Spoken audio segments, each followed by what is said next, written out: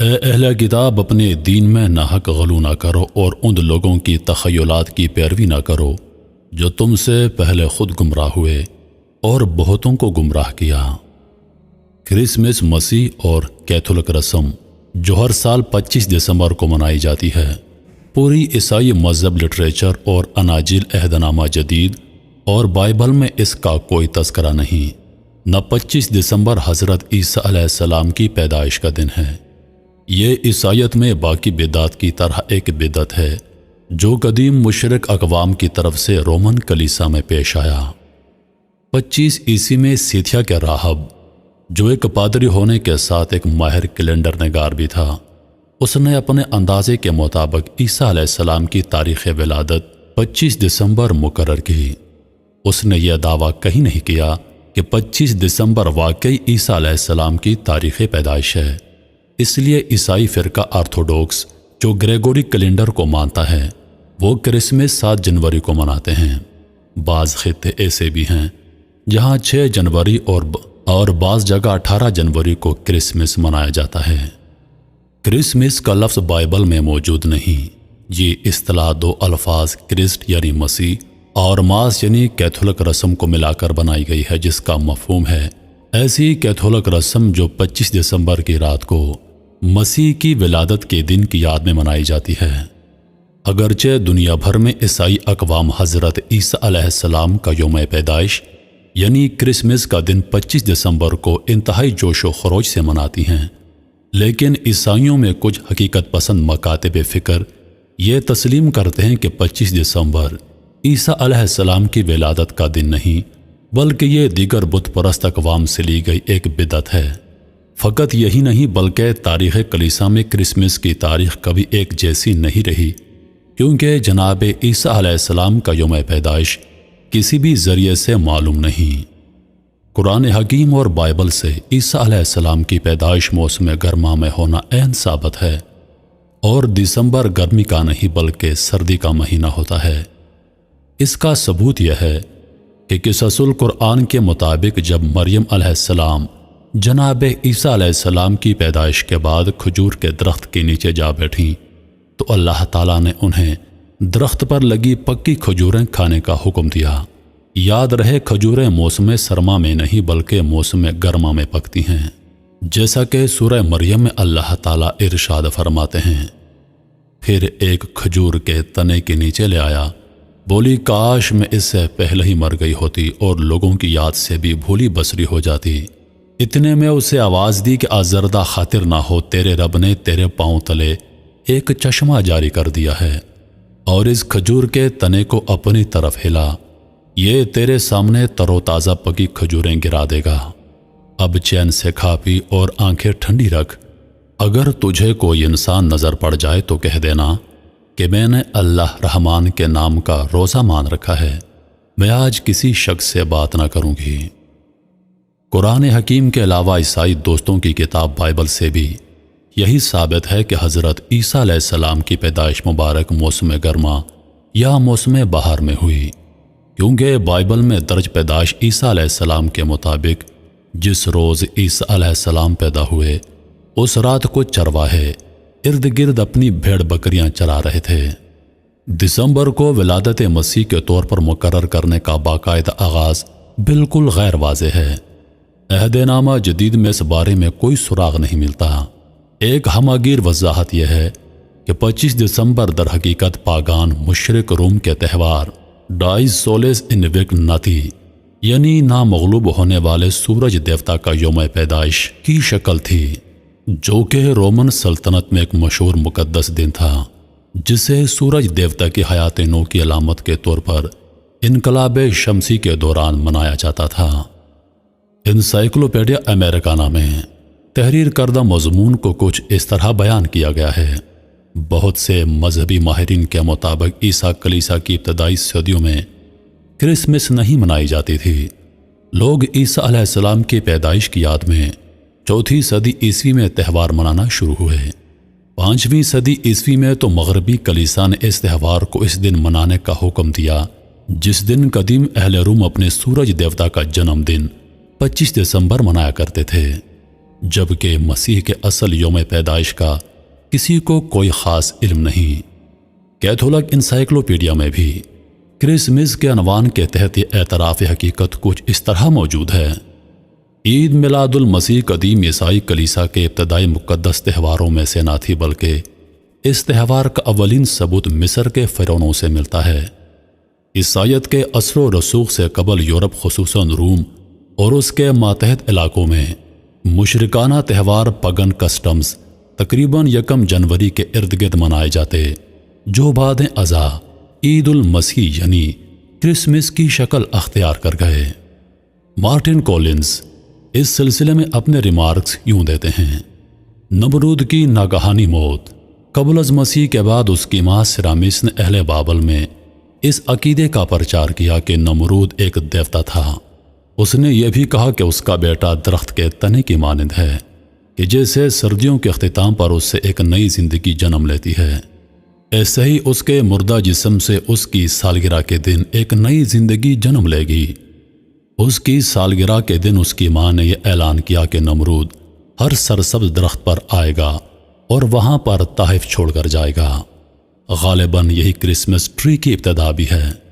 اسی طرح اس کی سالگرہ سردیوں کے انقلاب شمسی یعنی دسمبر کے آخری ایام میں ایک عید کی حیثیت سے منائی جانے لگی۔ بائبل میں بھی مشرکین کے میلوں، عیدوں اور تہواروں میں شرکت کرنے سے منع کیا گیا ہے۔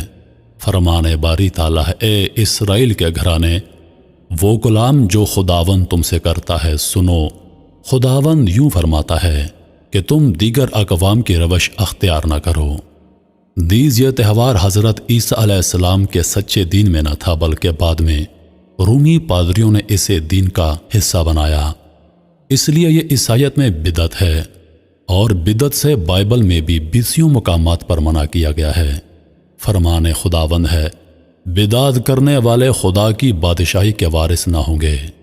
نیز فرمایا: تم میں بھی جھوٹے استاد ہوں گے جو پوشیدہ طور پر ہلاک کرنے والی بدعتیں نکالیں گے اور اپنے آپ کو جلد ہلاکت میں ڈال دیں گے۔ آئیے اب کرسمس ڈے کی وہ خرابیاں اور قباحتیں آپ کے سامنے رکھنا چاہتے ہیں جن سے آگاہی حاصل کرنا ہر مسلمان کے لیے انتہائی ضروری ہے، تاکہ وہ لاشعوری میں گمراہی کا شکار نہ ہو اور اپنی دنیا اور آخرت برباد نہ کر بیٹھے۔ 25 دسمبر کا دن عیسائیوں کی عید کا دن ہے، جسے عیسائی کرسمس ڈے کے نام سے پکارتے ہیں۔ عیسائی عقیدے کے مطابق عیسیٰ علیہ السلام 25 دسمبر کو پیدا ہوئے، اور ان کے عقیدے کے مطابق عیسیٰ علیہ السلام اللہ کے بیٹے ہیں۔ گویا عیسائیوں کے نزدیک 25 دسمبر کو اللہ تعالیٰ کے ہاں بیٹا پیدا ہوا، نعوذ باللہ، جبکہ اسلامی تعلیمات کے مطابق یہ انتہائی غلط عقیدہ ہے۔ کسی کو اللہ کا بیٹا کہنے سے کفر و شرک لازم آتا ہے، اور یہ اللہ تعالیٰ کو ناراض کرنے کے لیے سخت ترین کلمہ ہے، کیونکہ جب ہم لاشعوری میں کسی کو کرسمس کی مبارکباد دیتے ہیں تو ہم اس بات سے اتفاق کر رہے ہوتے ہیں کہ اللہ نے بیٹا جنا ہے، کیونکہ عیسائیوں کے عقیدے کے مطابق عیسیٰ علیہ السلام اللہ کا بیٹا ہے، نعوذ باللہ، جبکہ اس بات کا اقرار کفر و شرک تک پہنچا دیتا ہے۔ جبکہ سورۃ الاخلاص میں اللہ تعالیٰ فرماتا ہے: کہہ دیجئے کہ اللہ ایک ہے، اللہ بے نیاز ہے، نہ اس کی کوئی اولاد اور نہ وہ کسی سے پیدا ہوا، اور نہ اس کا کوئی برابری کرنے والا ہے۔ اس سورت کریمہ میں کئی مذاہب یعنی عیسائی، یہودی، مشرکین، عرب، فلاسفہ اور ہندوؤں کا رد ہے، کیونکہ عیسائی حضرت عیسیٰ علیہ السلام کو اللہ کا بیٹا مانتے ہیں، یہودی حضرت عزیر علیہ السلام کو اللہ کا بیٹا مانتے ہیں، مشرکین عرب فرشتوں کو اللہ تعالیٰ کی بیٹیاں مانتے ہیں، ہندو کروڑوں کی تعداد میں مخلوق خدا کو مانتے ہیں، جبکہ فلاسفہ کہتے ہیں کہ عقول اشرا اللہ تعالیٰ سے نکلی ہوئی ہیں اور کائنات کا نظام وہ چلا رہی ہیں۔ یعنی کسی کو اللہ تعالیٰ کے لیے بیٹا کہنا اس قدر خطرناک اور خوفناک بات ہے کہ اس کی وجہ سے کائنات کا نظام درہم برہم ہو سکتا ہے، زمین و آسمان پھٹ سکتے ہیں، پہاڑ ریزہ ریزہ ہو سکتے ہیں۔ اللہ کا ارشاد گرامی ہے: اور انہوں نے کہا رحمان نے کوئی اولاد بنا لی ہے، بلا شبہ یقیناً تم ایک بہت بھاری بات کو آئے ہو۔ آسمان قریب ہیں کہ اس سے پھٹ پڑیں اور زمین شگ ہو جائے اور پہاڑ ڈھیک کر کے گر پڑیں کہ انہوں نے رحمان کے لیے کسی اولاد کا دعویٰ کیا، حالانکہ رحمان کے لائق نہیں کہ وہ کوئی اولاد بنا ہے۔ ذرا تصور کیجئے اور ایک لمحے کے لیے غور کیجئے، کیا عیسائیوں کو کرسمس ڈے کی مبارکباد پیش کر کے ہم شریک نہیں ہوں گے؟ کیا انہیں مبارکباد دے کر ہم ان کے اس باطل عقیدے کے اقرار اور اعتراف کا جرم عظیم نہیں کریں گے؟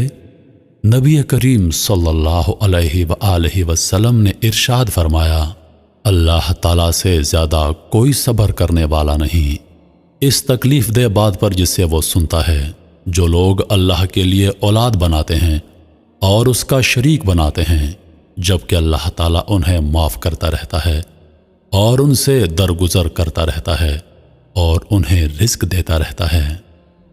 حضرت ابو ہریرہ رضی اللہ عنہ سے روایت ہے کہ رسول اللہ نے فرمایا، اللہ تعالیٰ نے فرمایا، ابن آدم نے مجھے جھٹلایا حالانکہ اس کے لیے یہ مناسب نہ تھا، اس نے مجھے گالی دی حالانکہ یہ اس کا حق نہیں تھا۔ مجھے جھٹلانا یہ ہے کہ ابن آدم کہتا ہے کہ میں اس کو دوبارہ نہیں پیدا کروں گا، حالانکہ میرے لیے دوبارہ پیدا کرنا اس کے پہلے مرتبہ پیدا کرنے سے زیادہ مشکل نہیں۔ اس کا مجھے گالی دینا یہ ہے کہ کہتا ہے کہ اللہ تعالیٰ نے اپنا بیٹا بنایا ہے، حالانکہ میں ایک ہوں، میں بے نیاز ہوں، نہ میری کوئی اولاد ہے اور نہ میں کسی کی اولاد ہوں اور نہ ہی کوئی میرے برابر ہے۔ کرسمس ڈے پر عیسائیوں کو مبارکباد کہنے کے لیے میری کرسمس کہنے کا مطلب اللہ کو بیٹا ہونے کی مبارکباد دینی ہے۔ کرسمس ڈے منانا کفار کی مشابہت ہے۔ معلم انسانیت حضور پاک علیہ الصلاۃ والسلام نے غیر قوم کے رسم و رواج، جشن و تہوار، عادات و اطوار کو اپنانے والے کو اپنے مذہب سے نکل کر انہی کے مذہب میں داخل ہونے کے مترادف قرار دیا ہے۔ حضرت کا ارشاد پاک ہے، یعنی جو شخص جس قوم کی مشابہت اختیار کرے وہ انہی میں سے ہے۔ ان کے عقائد، عبادات اور عادات میں مشابہت رکھنا حقیقت میں ان کے باطل ادیان اور فاسد عبادات کے اظہار اور تبلیغ کا اہم ذریعہ ہے، اور ان کی عادتوں اور صفات میں ان کے ساتھ مشابہت رکھنا امت کی رسوائی، کمزوری، ذلت، پستی اور دستنگری کا احساس ہے۔ کرسمس ڈے دین اسلام میں ایک بدعت ہے۔ اسلام میں مسلمانوں کے لیے 2 عیدیں مقرر ہیں، تیسری عید کا وجود کہیں نہیں، اور دین اسلام میں بدعت جاری کرنا کتاب و سنت اور اجماع امت کے اقوال کی روشنی میں حرام ہے، کیونکہ ایسا کرنا اللہ تعالیٰ اور اس کے رسول صلی اللہ علیہ وآلہ وسلم کی مخالفت اور خلاف ورزی کے مترادف ہے، اور جو انسان کے لیے جہنم کا موجب بننے کے لیے کافی ہے۔